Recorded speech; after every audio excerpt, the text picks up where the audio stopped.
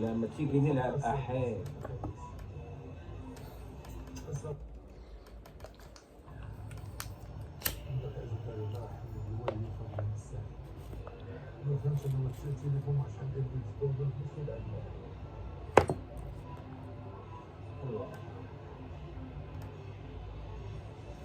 لما تيجي نلعب أحيان.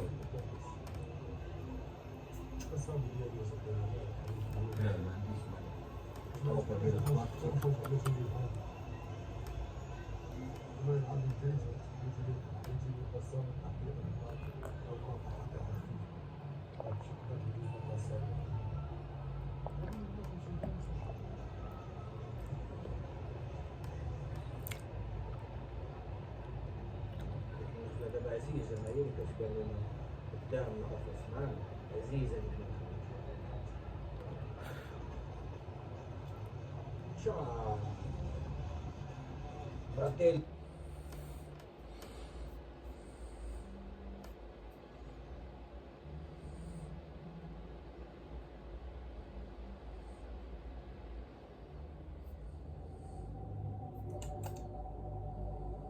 In late 2010 and early 2011, the Arab world witnessed something historic.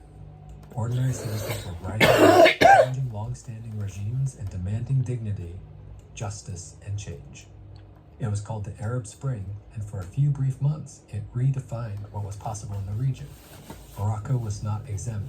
Though often framed as more stable, its people faced many of the same pressures: chronic youth unemployment, rising inequality, and entrenched corruption. The economy was growing, but not for everyone. And so, inspired by Tunisia's self-immolation and Egypt's mass demonstrations, Moroccans began to organize. On the 20th of February 2011, they took to the streets. From small towns to major cities, thousands marched peacefully, deliberately, and publicly for the first time in years. The slogans they chanted were simple but powerful: dignity, freedom, social justice.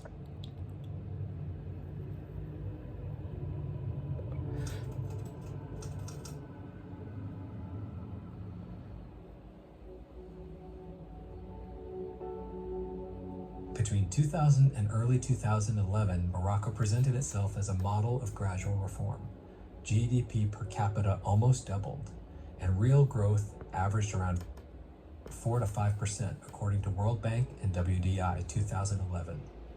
Tourist arrivals climbed past 8 million, and glossy investment brochures hailed Casablanca Finance City as a future African hub. Yet beneath these headline numbers lay four persistent fractures: employment and poverty, governance and corruption, education, and media and civil liberties. These weren't abstract problems, they were lived realities. Across the country, people faced rising costs, dim job prospects, and a political system that felt increasingly closed off. By 2011, the pressure was no longer silent. The protests that erupted were not spontaneous, they were the result of years of hardship and unmet promises. By 2010, unemployment in Morocco officially hovered around 9%, but among young people in cities, it was much higher, often over 30%. Many households lived near the poverty line. While the state spent heavily on subsidies to stabilize food and fuel prices, real hardship persisted. The economy grew, but benefits were uneven, and despite promises of reform, corruption was endemic. Major sectors like phosphate and telecoms were tightly controlled by royal link groups, and key decisions remained centralized. Mohammed VI had a more modern image than his father Hassan II, but power was still concentrated in palace networks and unelected elites. One prominent example was the Al Mada Holding Group, formerly known as SNI, a vast economic empire closely linked to the royal family, known as SNI.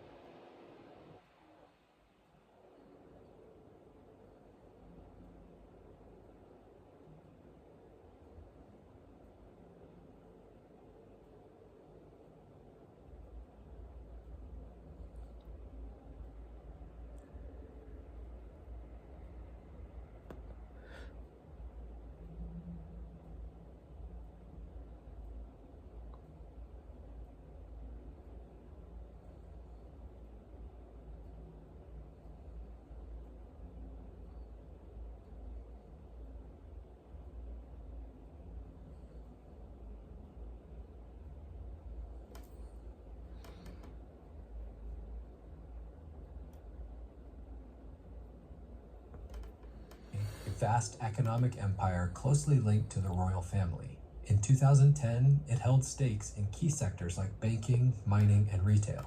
Its board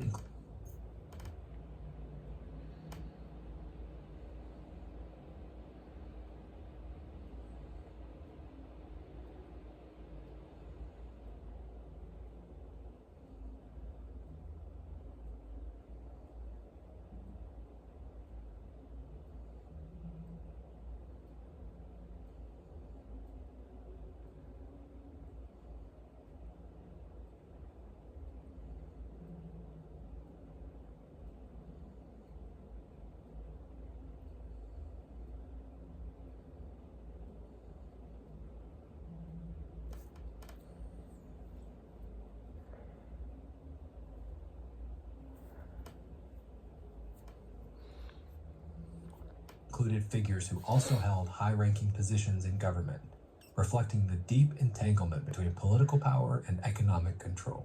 This kind of concentration meant that much of the country's wealth and decision-making remained in the hands of a connected few, reinforcing systemic inequality.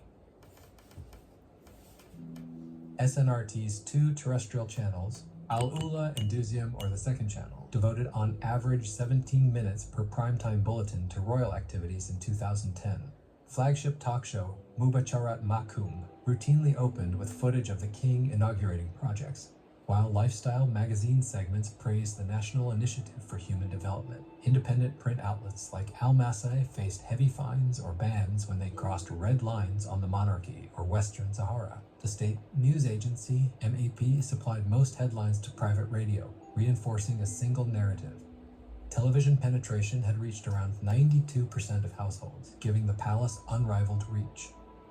Morocco placed 135 out of 178 on Reporters Sans Frontières' 2010 Press Freedom Index, and Freedom House rated the kingdom partly free. Although the Moroccan media landscape seems varied, most news sources are controlled by the country's regime. And Freedom House rated the kingdom partly free.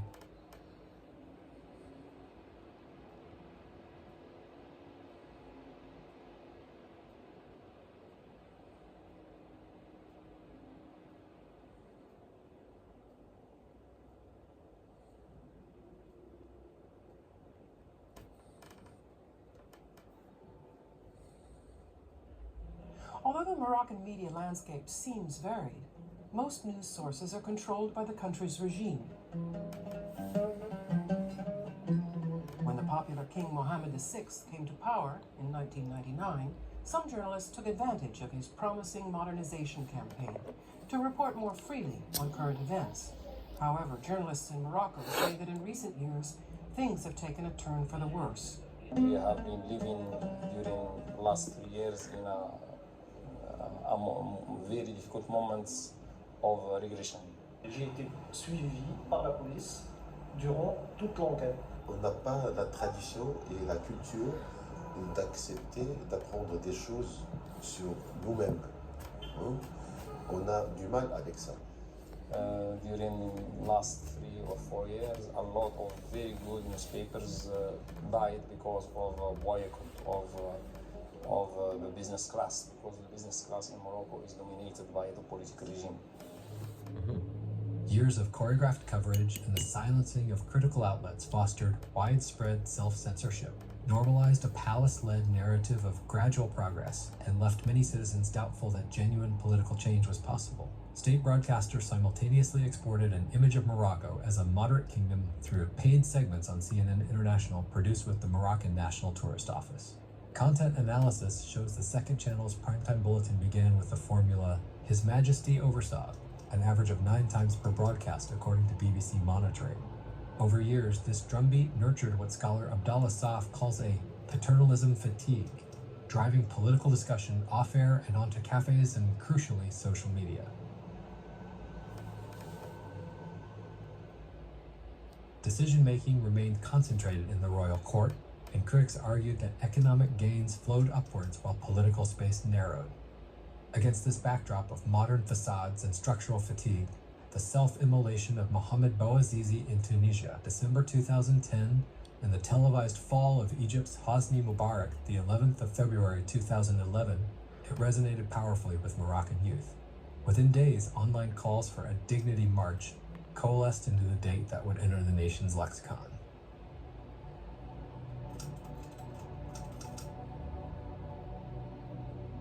On the 17th of December 2010, in the Tunisian town of Sidi Bouzid, 26-year-old street vendor Mohamed Bouazizi set himself ablaze outside the local governor's office after municipal police confiscated his produce cart for the third time that month. His self-immolation, captured by bystanders and uploaded to Facebook, ignited protests that within 4 weeks forced President Zine El Abidine Ben Ali to flee the country. Those images traveled fast. Al Jazeera Labs traced more than 40,000 shares on Twitter of Bouazizi footage to Moroccan accounts in early February 2011. On February 6th, blogger Ilyas El Omari created a Facebook event titled Marche pour la Liberté, 20 February. Within 48 hours, more than 18,000 joined the group. Improvised committees formed on Google Groups. And Moulay Hicham, a political scientist and first cousin of King Mohammed VI, has this to say about the movement. Et la nécessité que tout mouvement allant dans ce sens doit être tolérant, c'est-à-dire qu'il doit accepter le reste. En l'occurrence, il semblerait que ce mouvement réunit toutes ces conditions et donc j'y adhère et je souscris à cela. Et pour ceux qui connaissent le Maghreb ou ceux qui s'intéressent au Maghreb, je les invite à voir un clip, plutôt un segment sur YouTube du collectif de jeunes qui ont lancé ce mouvement. C'est un exemple d'éloquence, c'est un exemple de sophistication politique et c'est un exemple de dignité. En tant que Marocain, je suis fier de voir ces jeunes formuler un discours politique aussi intelligent.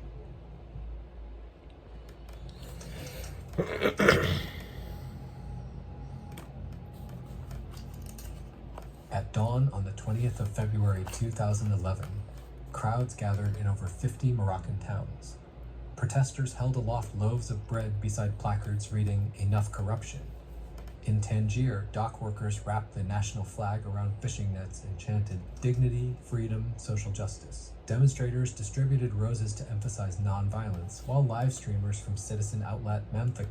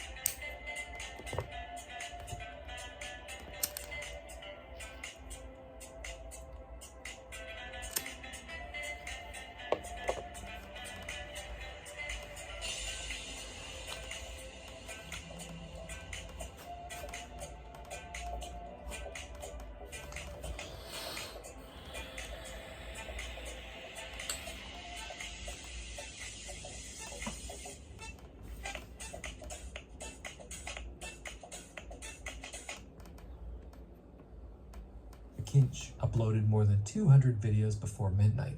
For many Moroccans, it was a first, a real-time, unfiltered broadcast of their own grievances echoing nationwide.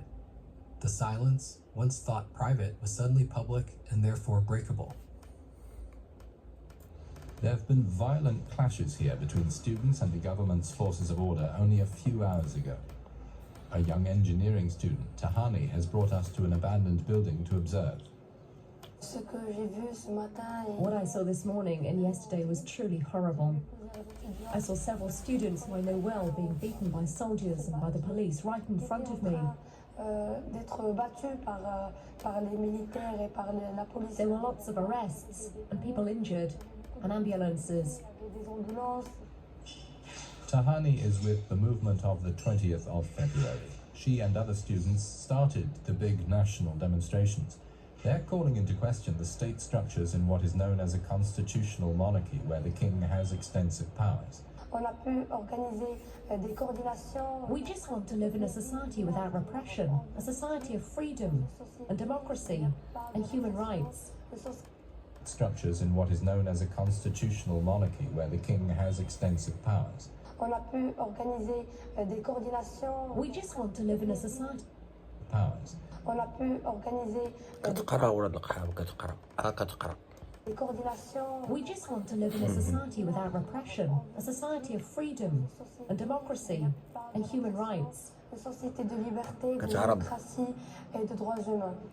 Les Marocains veulent accéder. Moroccans want access to modern life. That means ending certain things, such as the concentration of power in the hands of a single person, the king. An absolute monarchy must become a parliamentary monarchy. There must be a government with real powers, with parliamentary checks and balances, a representative parliament with real parties, with an end to this taming of the political class. Ahmed and his 4 brothers work in the restaurant trade, but earning the equivalent of only 200 euros per month is not enough to found a family. Still, a lot of Moroccans believe the king can end the corruption culture. It's so normal to pay a bribe if you want a problem sorted out.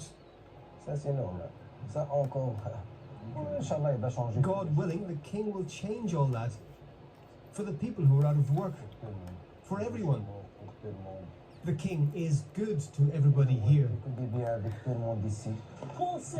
When we serve up a story with magic and atmosphere, it lets the spectator dream.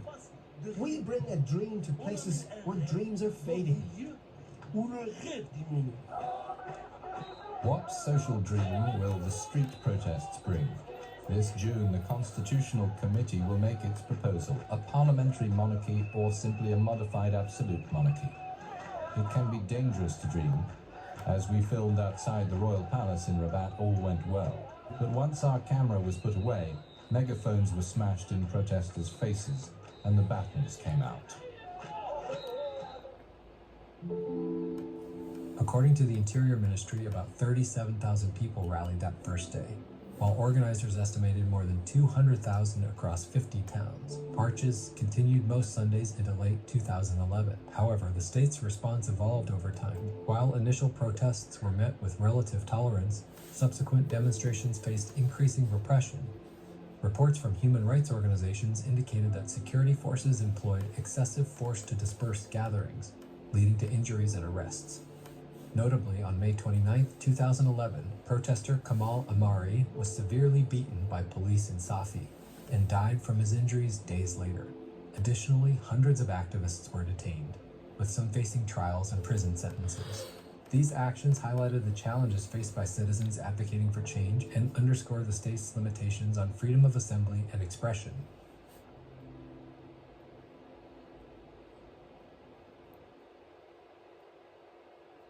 The morning after the February 20th protests, Morocco woke up to tension. The marches had been largely peaceful, but by nightfall, violence erupted in cities like Al Hoceima. Protesters distanced themselves from the chaos, blaming it on opportunists, not demonstrators. The government tried to project calm. Officials praised Morocco's serenity compared to other Arab uprisings. Days before, subsidies had already been increased by 15 billion dirhams, an attempt to cool public anger. But beneath the surface, repression grew. Several activists and journalists were beaten and sometimes hospitalized, and peaceful gatherings were broken up with force. Human Rights Watch noted a troubling pattern. Protests were tolerated one day, crushed the next. On state TV, rare footage of the rallies was balanced with loyalist images, pro-monarchy slogans, and "Don't Touch My King" campaigns online, and independent voices were stifled. Channels like Al Jazeera were temporarily banned, and newspapers such as Tel Quel and The Chain faced bans or ad boycotts in the months that followed. A visible divide emerged between those pushing for reform and others defending the monarchy. Despite growing pressure, small protests continued through late February. On February 26th, around 1,000 people gathered again in Casablanca. In other cities, protests were dispersed. The momentum slowed but didn't vanish. Whispers spread the king was preparing a speech.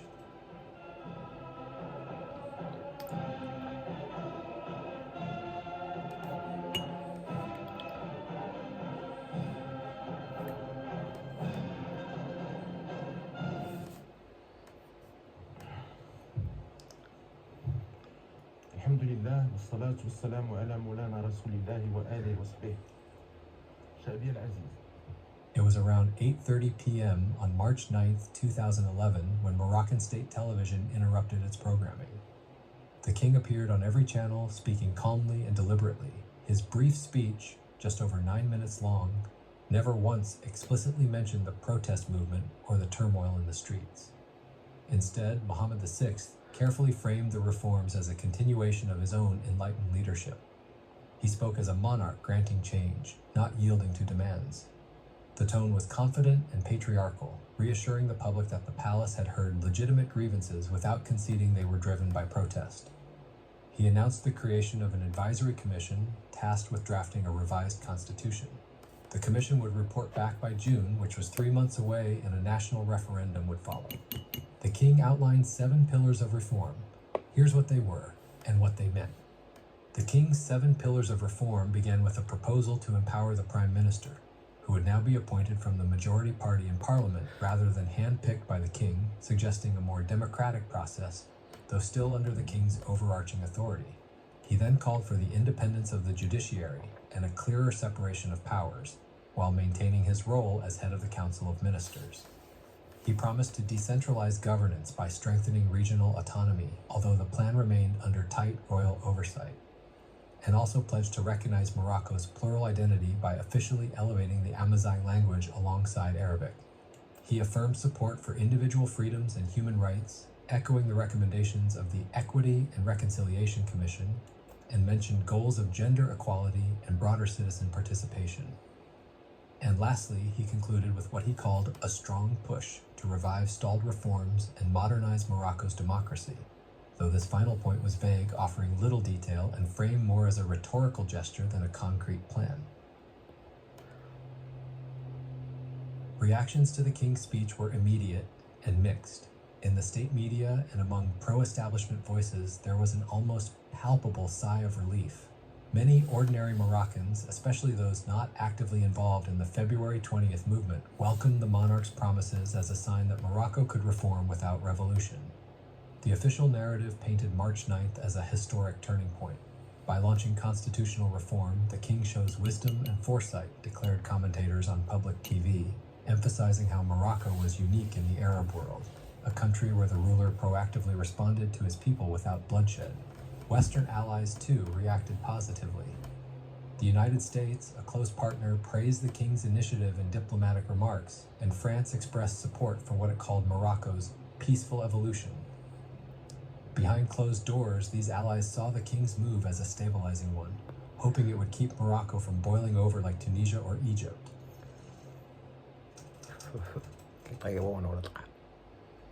Boiling over.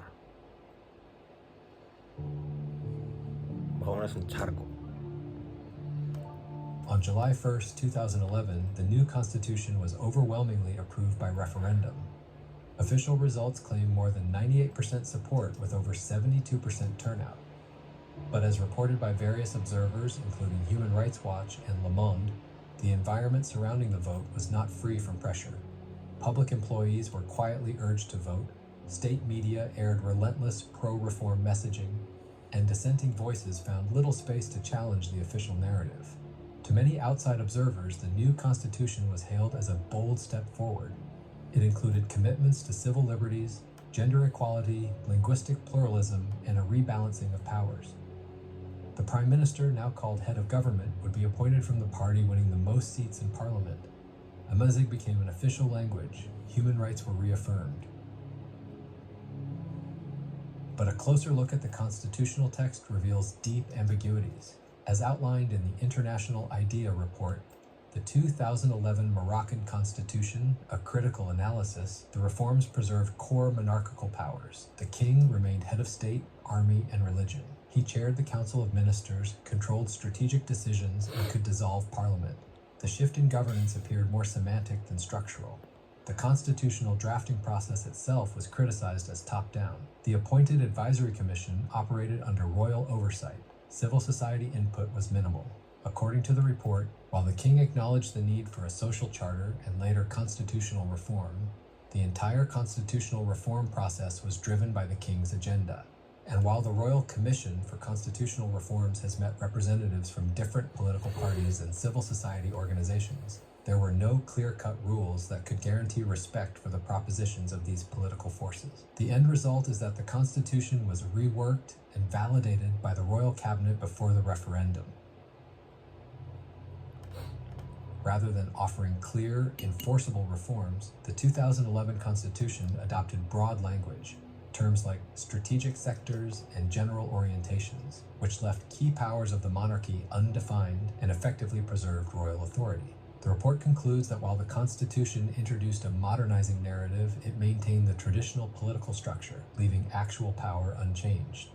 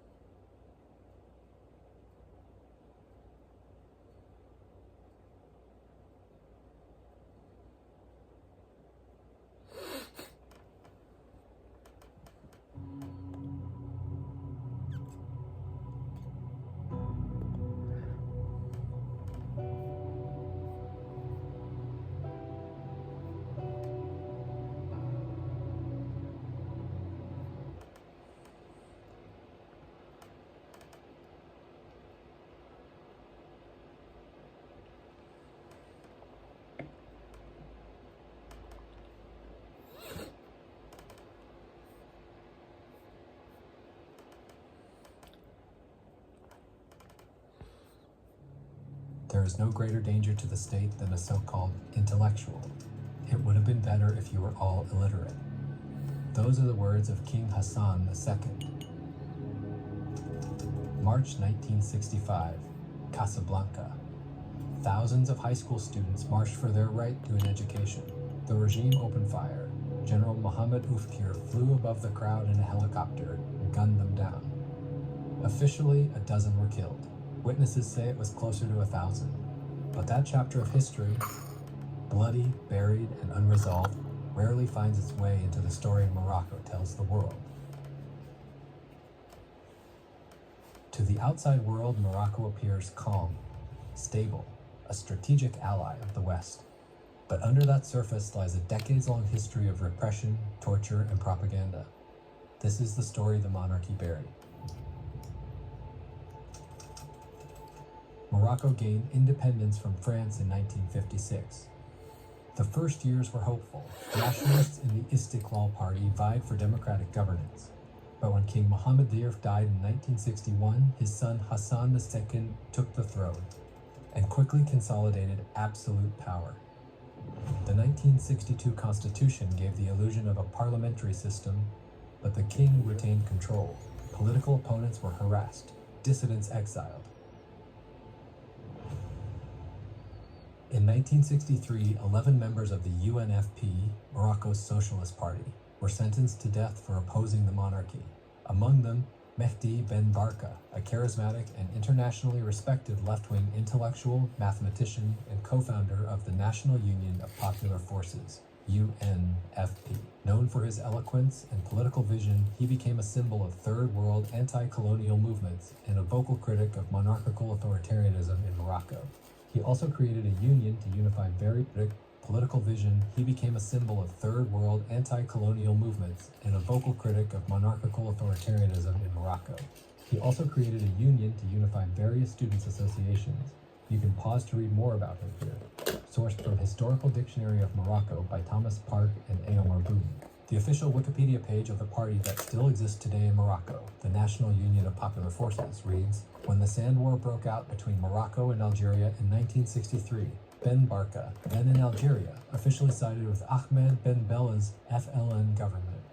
This was seen as high treason by the Moroccan government, and he was sentenced to death in absentia. He later disappeared in exile in France, possibly on Oufkir's orders, in a case that remains a powerful, if hotly debated, symbol of the democratic struggle in Morocco. The king aligned Morocco with the US in the West, turning against socialist neighbors like Algeria, as Cold War tensions intensified. You can pause to read more about her here, sourced from Historical Dictionary of Morocco by Thomas Park and Eomar Boum. The official Wikipedia page of the party that still exists today in Morocco, the National Union of Popular Forces, reads, "When the Sand War broke out between Morocco and Algeria in 1963, Ben Barka, then in Algeria, officially sided with Ahmed Ben Bella's FLN government. This was seen as high treason by the Moroccan government, and he was sentenced to death in absentia.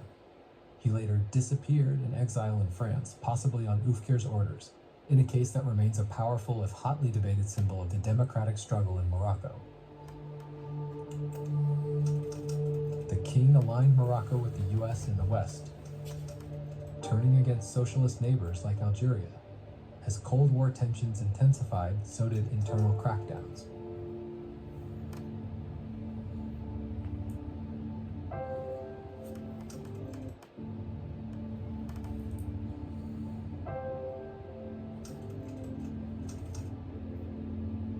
عام 1965 تفاقمت الأزمة الاقتصادية في المغرب. وصل عدد العاطلين في الدار البيضاء وحدها إلى حوالي 300 ألف عاطل. فشلت الخطة الخمسية الأولى فشلا ذريعا. في 23 من مارس آذار عام 65 صدر تعميم لوزارة التربية والتعليم يقضي بصرف التلاميذ الذين تجاوزوا 18 من العمر من المدارس الثانوية وإلحاقهم بالتعليم التقني. اشتعلت الشرارة الأولى للتظاهرات من الطلبة، وسرعان ما انضم سكان مدن السطيح والعاطلين عن العمل، وقامت في الدار البيضاء تظاهرات كبيرة وضخمة. كيف رصدت هذا الأمر؟ This is Abdelhadi Boutaleb, a prominent Moroccan intellectual, writer, and former diplomat. He served as Minister of Information and Education in the 1960s and was close to King Hassan II. Though seen as part of the establishment, his later reflections on the 1965 events reveal internal tensions and unspoken truths. In this rare interview, he quietly acknowledges what many were afraid to say at the time. يعني فيما يخص هذا الموضوع وحديثك عنه يجيب بأن يقول بعض ذلك قد كان ولم يكن كل هذا ما ذكرته. بعض ذلك قد كان صحيح أنها فترة سوداء في تاريخ المغرب. On March 22, 1965, 15,000 students in Casablanca marched to protest a controversial education policy. According to multiple historical accounts, including journalistic coverage and academic research, Minister Youssef Belabès issued a circular just weeks earlier that barred students over the age of 17 from enrolling in the second cycle of lycée. In practice, this decree excluded nearly 60% of students, cutting off their path to a baccalaureate. The march was peaceful until police attacked. The next day, March 23rd, students returned, this time joined by workers, unemployed youth, and residents of Casablanca's bidonvilles. The protest escalated into a mass uprising. According to multiple eyewitnesses and historical reports, the regime responded with overwhelming military force. Tanks sealed off neighborhoods, soldiers opened fire on crowds, and snipers were stationed on rooftops. General Mohamed Oufkir, then Minister of the Interior, a decorated military officer who served in the French army during World War II and in Indochina, later becoming one of King Hassan II's most trusted and feared enforcers. Known for his brutal efficiency, he played a central role in Morocco's internal security, repression of dissent, and clandestine operations during the years of Lead. Described in Wikipedia as the right-hand man of King Hassan II in the 1960s and early 1970s, and also, according to Georges Figon, a French secret agent who was found shot dead in his apartment in Paris, likely of his